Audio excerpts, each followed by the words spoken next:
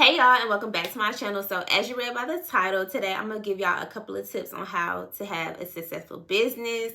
When I started doing these things, this is when I seen a lot of growth within my business, and I start hitting 6 figures every year. So if you're interested, just go ahead and keep on watching. Okay, y'all, so I'm gonna do my hair and stuff while I'm doing this video, so I'm not late for work, which I'm gonna be late regardless. Like, that's one thing, I'm gonna be late. So tip number 1, you cannot make what you don't have. Meaning, if you have a goal of selling, I'm gonna do small numbers. If you have a goal of selling $100 for the year or whatever, or the month. You have a goal of reaching a sales goal of $100 for the month, and you're doing things like doubling your money, meaning every dollar you spend, you earn 2. So if a top is $1, you're gonna charge them $2 to buy it. If you're doing that, and you want to reach $100 for your sales goal, you cannot reach $100 for your sales goal and if you only have $50 worth of inventory, unless you raise your prices, which I want to say don't do that. Like, don't price something and be like, oh, it's too cheap, I'm gonna price it up. Like, don't do that. Stick with the price. So that's why you have to strategically price this thing, the inventory, from the very beginning, before you even get it, like before you even purchase it, before, yeah, all of that. So if you're doing that and you want to reach $100 for your sales goal, that means you need to have at least $100 worth of product in your inventory.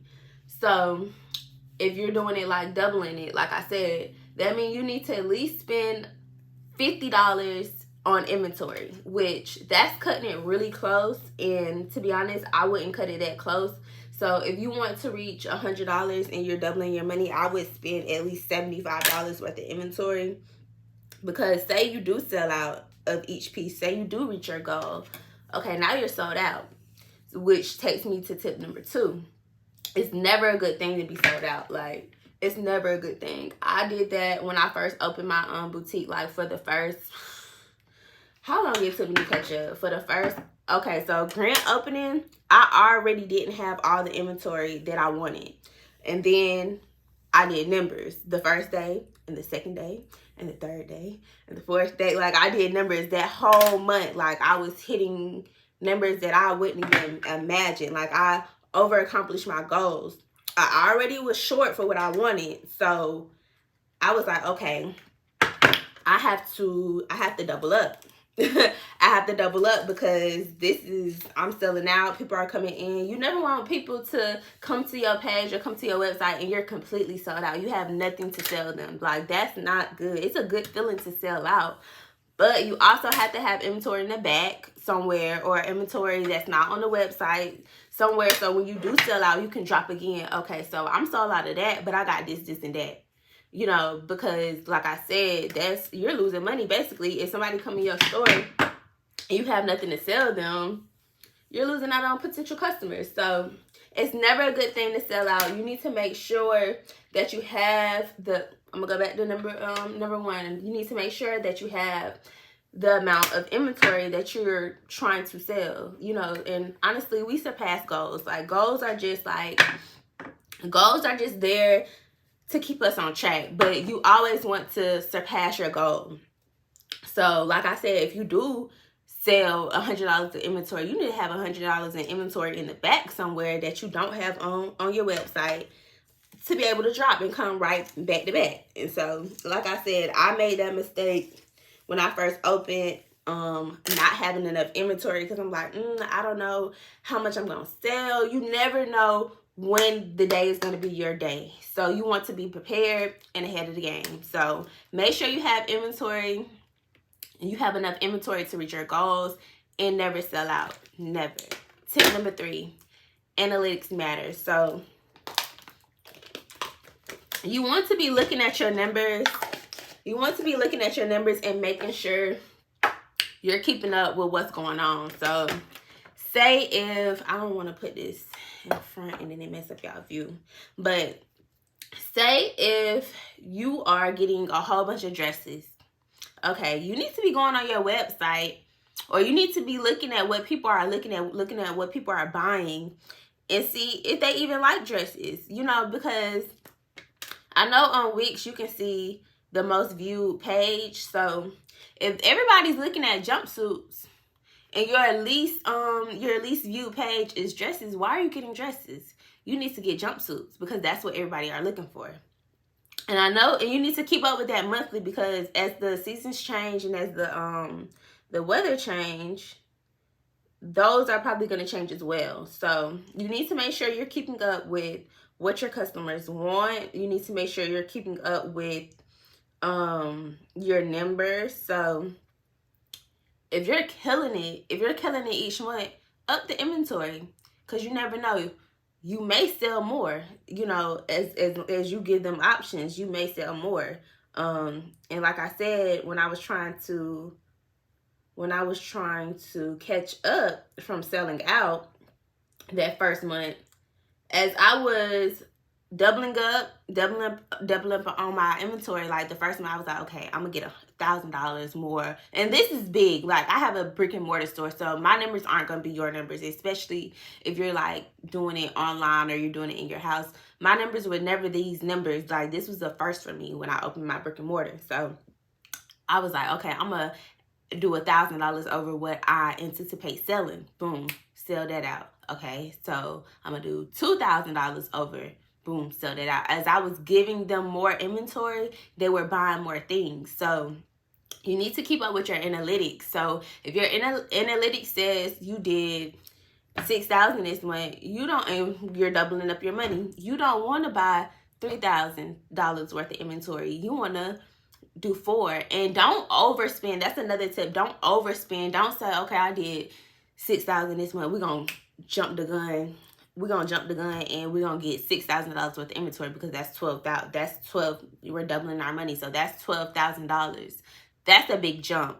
Gradually upgrade your inventory and buying, or gradually up your price that you're spending on inventory, because you want to keep up with your analytics. You don't want to just jump the gun. It's good to be proactive, and it's good to be optimistic, but you don't want to do too much and then you're sitting on inventory. You know I said have things in the back, but don't go overboard and just buy everything you see on LA Showroom, or on, what's the other one? Dang, I can't remember the other one. But yeah, you don't want to buy everything that your vendor has. You don't want to just be buying for you, because sometimes I do that. Like, oh, I like that, I want to get this. Like, you have to get what your customers like. So that kind of transitions into the next tip. I don't know what number I'm on, but stay true to your brand. I'm not doing my eyebrows, so let me do my eyebrows and come right back, because I'm not doing my makeup at all and I'm late. Okay, y'all, so I'm back. So before I left off, I was saying stay true to your brand. And what I mean by that is, it's cool to go off like trends and get like what's popping, because if you do that, 9 times out of 10 you're gonna sell. But if it's a trend and you know for a fact that it's not gonna be a hit with your target audience, skip out on that trend. I'm sorry, y'all, I'm doing my lips. But skip out on that trend. Also, like, okay, so if you go to my boutique, when people come in, I'm gonna say like 95% of people who come in be like, oh, this is a store for, you know, small girls, petite girls, or whatever.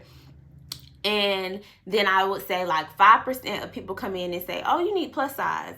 But why would I do that if 95% of my people are, well, not 95, I would say like 80% of my people come in that are smalls? It's no point of me doing plus size or doing something different that kind of veers off from my brand, because my brand is kind of, I wouldn't say it's geared towards small girls, but it's very hard for a small petite girl to find something that's actually going to fit. And I am the type of boutique that can provide that for her. It's other boutiques that are strictly like on thicker, you know, more curvier women. But me personally, I'm a small petite girl. it's easier for me to figure out what will work for a small petite girl versus a thicker girl, because I don't know that body type. I don't have that body type. So I kind of try to stay true to my brand and not veer off. Not saying that no thick girl can come in my store and get anything, but I'm not going to do plus size. And besides that, when I first started out, I had up to extra larges, and they set for so long. And so that's when I was like, okay, the type of stuff that I'm getting are more for smaller girls. And so I just kept getting the things that I liked. And then that's how I learned my target audience. I didn't go looking, I didn't go like, okay, I want to gear towards small girls. Like, I let them come to me. I got what I liked, and I kept looking at the analytics, and I just realized, okay, I'm a boutique that's good for small girls. So I stay true to my brand. Don't let nobody like veer you off or whatever and throw you off and try to tell you what to get for your brand, because at the end of the day, the easiest way to run a business is to keep doing things that you like. If you do that, your taste isn't gonna change. Like, it'll change up a little bit, like you'll try to do a different style or something, but it's not gonna go off too much.